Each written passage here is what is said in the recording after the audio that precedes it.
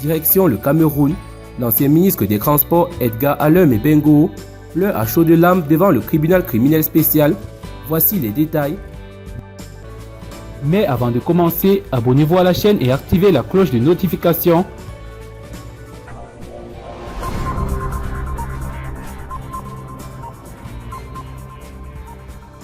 Ce lundi 28 décembre 2020, l'ancien ministre des Transports de la Force de l'Expérience Paul Biya était à la barre, apprend-on de sources dignes de foi.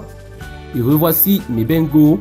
En effet, l'ancien ministre de Paul Biya a comparu ce lundi 28 décembre 2020 au tribunal criminel spécial à Yaoundé, la capitale politique du Cameroun. D'après une source qui suivait cette affaire dans la juridiction, on apprend que le tout-puissant ministre de la Défense, qui voulait d'ailleurs succéder à Paul Biya, a tout dit, n'a pas contenu son chagrin et a pleuré à chaudes larmes devant les juges du tribunal criminel spécial. Cet ancien cadre du régime de Paul Biya est incarcéré à la prison centrale de Yaoundé depuis le 8 mars 2019. Il est poursuivi pour détournement de deniers publics et corruption.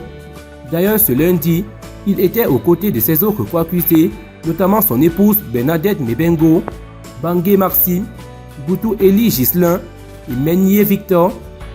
Ce lundi 28 décembre 2020, c'est à bord d'une voiture de la prison centrale de Yaoundé Kodengui et flanqué de 7 éléments du GSO Kagoulé que le ministre Mebengo est arrivé au tribunal criminel spécial.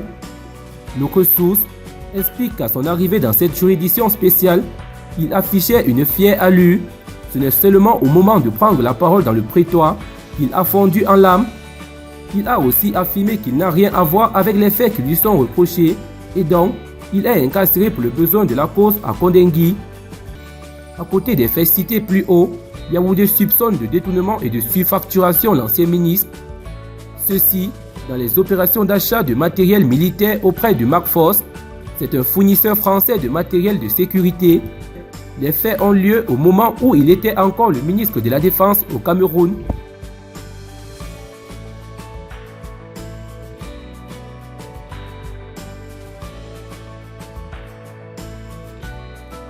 Cette histoire est vraiment surprenante. L'ancien ministre Edgar Alain Mebengo, qui se croyait tout puissant, a pleuré à chaudes larmes devant les juges du tribunal criminel spécial ce 28 décembre 2020. Le ministre de la Défense du Cameroun cache de l'argent.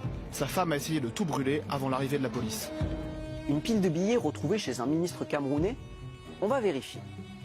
Faites une capture d'écran de la vidéo et chargez-la dans un moteur de recherche. Par exemple, Yandex. On retrouve aussi cette vidéo sur le web en Russie. Elle accuse cette fois-ci un opposant russe.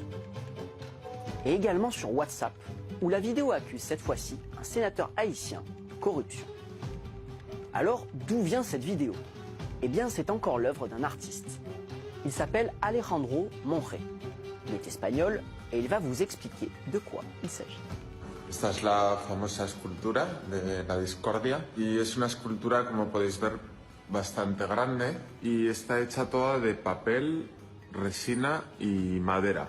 Todos los billetes están pintados a mano con lápices de colores. Realmente cuando yo me enteré de lo que había pasado, para mí fue una situación bastante surrealista.